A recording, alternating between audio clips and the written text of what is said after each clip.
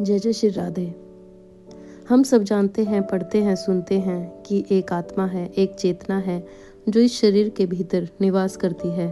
पर सवाल यह उठता है कि जो सबसे सच्चा है वो सबसे वास्तविक है, वह आखिर हमें दिखाई क्यों नहीं देता। हम भगवान की मूर्ति देख सकते हैं, पर्वत देख सकते हैं, नदी देख सकते हैं, यहाँ तक कि सूक्ष्म से सूक्ष्म जीवाणु को भी माइक्रोस्कोप में देख लेते हैं, पर अपनी आत्मा को, अपनी असली स्वरूप को क्यों नहीं देख पाते। क्या वह बहुत छोटी है? क्या वह बहुत दूर है या फिर कोई और रहस्य है इसके पीछे?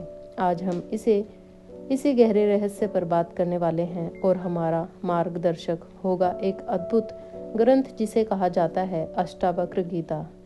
यह कोई साधारण किताब नहीं है, यह ज्ञान का एक सागर है जिसमें महान ऋषि अष्टावक्र ने राजा जनक के एक सवाल का जवाब देते हुए पूरे ब्रह्मांड के रहस्य को उगाड़ कर रख दिया था।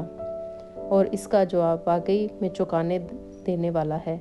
दरअसल समस्या यह नहीं है कि आत्मा दिखाई नहीं देती, समस्या यह है कि हम देखना क्या चाह रहे हैं। हम आंखों से देखने की कोशिश करते हैं, हम उम्मीद करते हैं कि कोई प्रकाश का गोला दिखाई देगा, कोई आकृति नजर आएगी, कोई रूप सामने प्रकट होगा।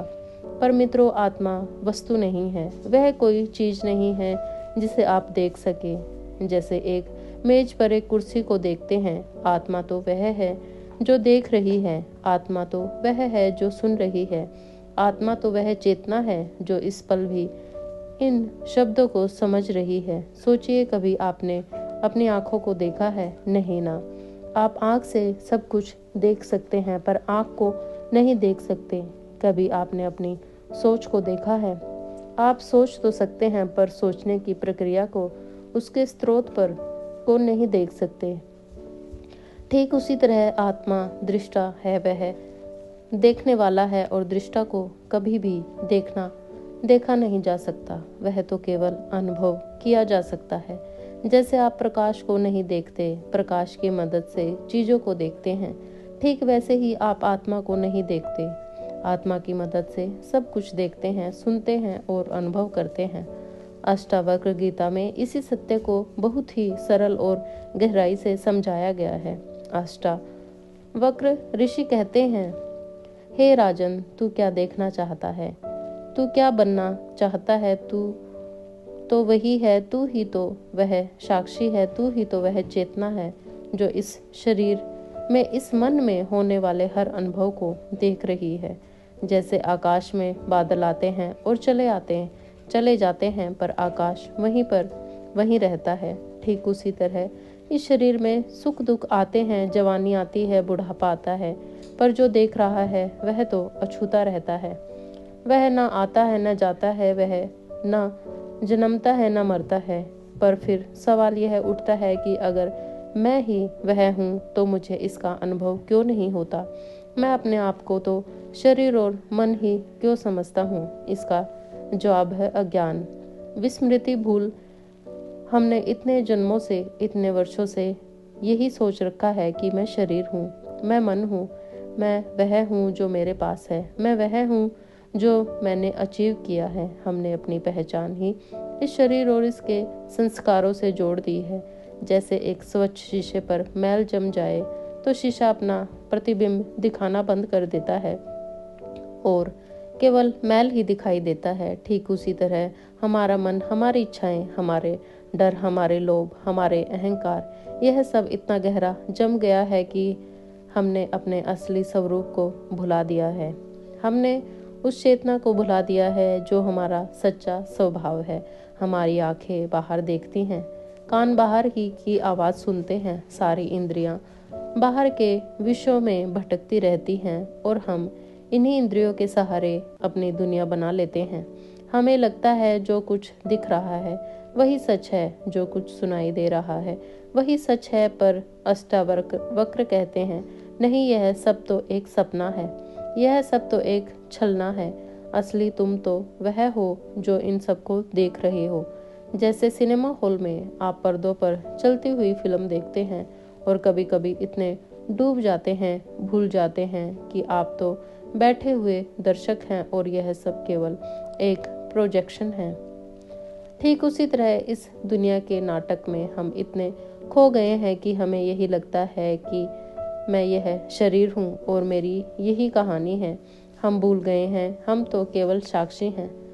तो फिर सवाल यह है कि इस भ्रम से कैसे निकला जाए, इस विस्मृति को कैसे दूर किया जाए। अष्टावक्र गीता का उपाय बहुत सीधा है पर उतना ही कठिन भी है। वह उपाय है ज्ञान, सच्चा ज्ञान, स्वयं को पहचानने का ज्ञान। इसमें कोई बड़ी तपस्या करने की जरूरत नहीं है, न ही किसी दुर्गम पहाड़ पर जाने की जरूरत है। ज्ञान तो हियर एंड नाउ इसी क्षण प्रकट हो सकता है। बस जरूरत है एक गुरु के मार्गदर्शन की और स्वयं के प्रति गहरी जिज्ञासा और सच्चाई की। अष्टावक्र राजा जनक से कहते हैं, हे राजन, तू स्वयं को जान तो तू कौन है। यह शरीर नहीं है क्योंकि शरीर तो बदलता रहता है, और यह मन नहीं है क्योंकि मन के विचार आते जाते रहते हैं। तू तो वह साक्षी स्वरूप है जो इस सब के पीछे अटल, अविनाशी, शांत भाव से खड़ा है। तू स्वयं को शरीर और मन के साथ तादात्म्य से मत कर, अपने आप को अलग करके देख। तू आकाश है और शरीर मन तुझ में आए जाने वाले बादल हैं। तू समुद्र है और सुख सदक की लहरें तुम पर उठती बैठती रहती हैं, पर तू अछूता रहता है। इसका अभ्यास कैसे करें? थोड़ा सा शांत बैठिए, आंखें बंद कर लीजिए और सोचिए, मैं कौन हूँ? इस शरीर का नाम तो अमुक पर है, अमुक है, पर क्या मैं वह नाम हूँ? नहीं, नाम तो एक लेबल है जो मुझे दिया गया है। मैं तो नाम देने वाले से पहले से हूँ। यह शरीर है, पर क्या मैं यह शरीर हूँ? नहीं, क्योंकि बचपन से मैं यह शरीर छोटा था, अब बड़ा हो गया, पर मैं वही हूँ जो इन सबको देख रहा हूँ। मेरे विचार हैं, पर क्या मैं यह विचार हूँ? नहीं, क्योंकि विचार बदलते रहते हैं। विचार बदलते रहते हैं, एक विचार आता है, दूसरा चला जाता है, पर मैं वही रहता हूँ जो इन विचारों को देख रहा है। जब आप यह देखना शुरू करते हैं तो एक अद्भुत बात होती है। आपकी पहचान धीरे धीरे शरीर और मन से हटकर उस साक्षी भाव की तरफ बढ़ने लगती है। आपको एहसास होने लगता है, मैं वह हूँ जो जाग रहा है, मैं वह चेतना हूँ। यही आत्मज्ञान है, यही आत्मा का साक्षात्कार है। इसमें कोई प्रकाश नहीं दिखता, कोई आवाज नहीं आती, बल्कि एक गहरी शांति का, एक गहरी निश्चलता का अनुभव होता है। एक ऐसा अनुभव जहां आप जान जाते हैं कि मैं हूँ, बस इतना ही, मैं हूँ और यह मैं ही हूँ।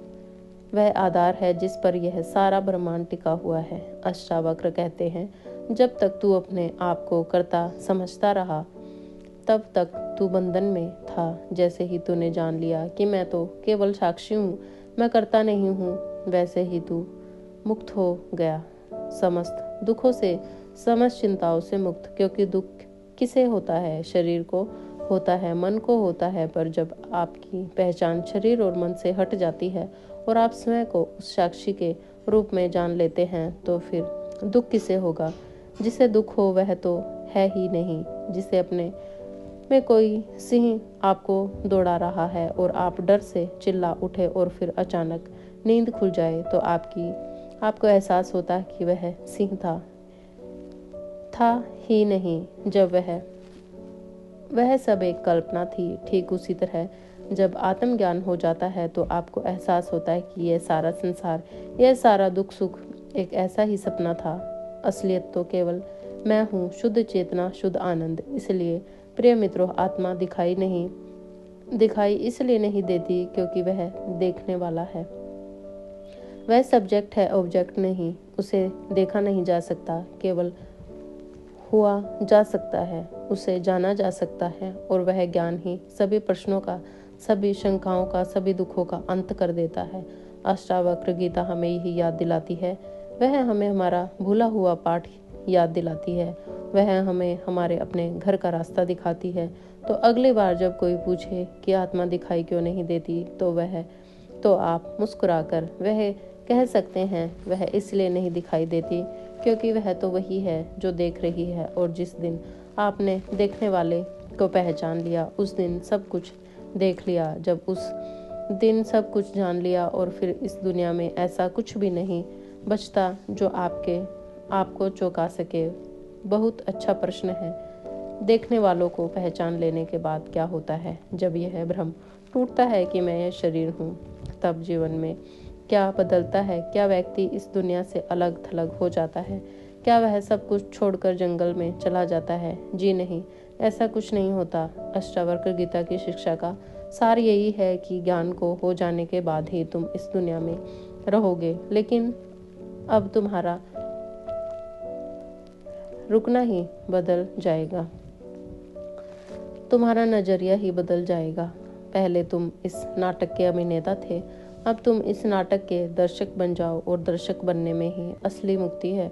दर्शक बनने का मतलब यह नहीं है कि तुम बड़े बड़े सिर्फ बैठे बैठे सिर्फ देखते रहोगे और कुछ नहीं करोगे। तुम कर्म तो करोगे ही, लेकिन अब इस कर्म में कोई बंधन नहीं रहेगा। तुम फल की इच्छा किए बिना, कर्तापन के अहंकार के बिना अपना कर्म करते रहोगे। जैसे एक अभिनेता मंच पर खूब जोर जोर से रोता है, चिल्लाता है, नाटक करता है, लेकिन उसके मन के अंदर यह सब बात बनी रहती है, यह सब एक अभिनय है, मैं तो केवल एक रोल निभा रहा हूँ। नाटक खत्म होते ही वह अपने असली स्वरूप में वापस आ जाता है। ठीक उसी तरह जिसे आत्मज्ञान हो जाता है, वह इस दुनिया के नाटक में भी शामिल रहता है, लेकिन उसका मन हमेशा इस सत्य में स्थित रहता है कि यह सब एक लीला है, और तो इस लीला का साक्षी मात्र हूँ। मैं तो इस लीला का साक्षी मात्र हूँ। तो फिर एक सवाल उठता है कि ऐसे व्यक्ति के जीवन में भावनाएं कहाँ जाती हैं? क्या वह पत्थर की मूर्ति की तरह भावना शून्य हो जाता है? बिल्कुल नहीं। भावनाएं तो आती हैं, लेकिन अब वे उसे बांधती नहीं हैं, वे उसके ऊपर से गुजर जाती हैं, जैसे बादल आकाश के ऊपर से गुजर जाते हैं। आकाश पर कोई दाग नहीं लगता। सुख का अनुभव होता है, पर उसे पकड़ कर रखने की लालसा नहीं रहती। दुख का सामना होता है, पर वह दुख में डूबता नहीं है, क्योंकि उसे पता है कि यह दुख भी एक अनुभव है और यह गुजर जाएगा। वह हर पल को, उस अनुभव को पूरी तरह से जीता है, लेकिन उससे चिपकता नहीं है। यही तो है असली विरक्ति। विरक्ति का मतलब भागना नहीं है, विरक्ति का मतलब है बिना किसी लगाव के पूरी तरह से जीना। अष्टावक्र कहते हैं, हे राजन, तू जब इस अपने आप को इस शरीर का मालिक समझता रहा, तब तक तू बंधन में था। अब जान ले कि तू तो आत्मा है और यह शरीर तेरा घर है। तू इस घर का मालिक नहीं है। मालिक होने का भाव ही सारे दुख की जड़ है। जब मालिक होने का भाव ही खत्म हो जाएगा, तो फिर दुख कैसे होगा? तू इस शरीर की देखभाल कर, इसे स्वस्थ रख, क्योंकि यह तेरा वाहन है, लेकिन इसके सुख दुख में अपनी पहचान मत कर। तू तो केवल एक यात्री है। इसलिए आत्मज्ञानी व्यक्ति का जीवन साधारण से देखने में लगता है। यह भोजन करता है, काम करता है, परिवार के साथ रहता है, लेकिन उसके भीतर एक गहरी शांति और आनंद की धारा बहती रहती है, जो कभी भी नहीं सूखती। उसे किसी बाहरी वस्तु या व्यक्ति से सुखी की उम्मीद नहीं रहती। उसकी खुशी का स्रोत तो उसके भीतर ही है।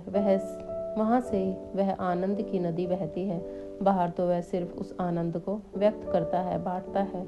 यही तो जीवन का परम रहस्य है। हम सब आनंद की खोज में इधर उधर भटकते रहते हैं। हम सोचते हैं अगर हमारे पास धन आ जाए, सफलता मिल जाए, कोई व्यक्ति मिल जाए, तो हम खुश हो जाएंगे। लेकिन यह सब पाने के बाद भी खुशी स्थायी नहीं होती, क्योंकि खुशी बाहर नहीं भीतर है, और जब तक हम अपनी पहचान भीतर के उस स्रोत से नहीं जोड़ते, तब तक हम भटकते ही रहेंगे।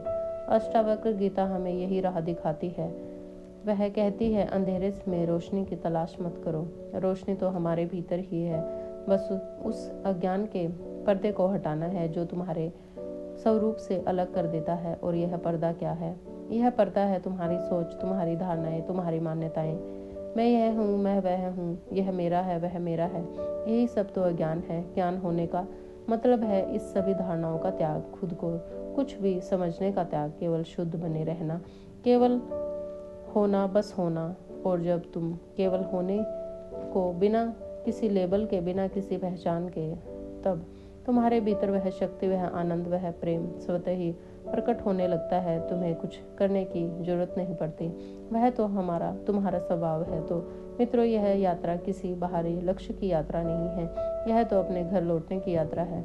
यह उसी को याद करने की यात्रा है जिसे हम भूल गए थे, और यह याद दिलाने के लिए ही अष्टावक्र, जिसे महान टीचर्स अपने अष्टावक्र गीता जैसे ग्रंथ दे गए हैं, वे हमारे भीतर के गुरु की आवाज़ हैं, जो हमें बुला रही हैं, हमें जगा रही हैं। इसलिए इस बात पर विचार करो, थोड़ा समय निकालो, शांत बैठो और अपने भीतर उस सवाल को जन्म दो, मैं कौन हूँ। इस सवाल को अपने साथ रखो, इसे जीवन की हर घटना में, हर अनुभव में अपने सामने रखो। जब कोई दुख आए तो पीछे किसे दुख हो रहा है, जब कोई सुख आए तो पूछो किसे सुख हो रहा है। इस तरह लगातार पूछते रहने से एक दिन वह पल आएगा जब सभी संसर्ग गायब हो जाएंगे और केवल प्रश्न ही शेष रह जाएगा, और फिर वह प्रश्न ही विलीन हो जाएगा और तब केवल तुम ही शेष रह जाओगे, तुम्हारा वही शुद्ध निर्विकल्प अनंत स्वरूप। और उस पल के बाद फिर कुछ भी पूछने को नहीं बचेगा, केवल शांति होगी, केवल आनंद होगा, केवल तुम होगे। तो दोस्तों, यह था आज का वीडियो। अगर आपको यह जानकारी पसंद आई हो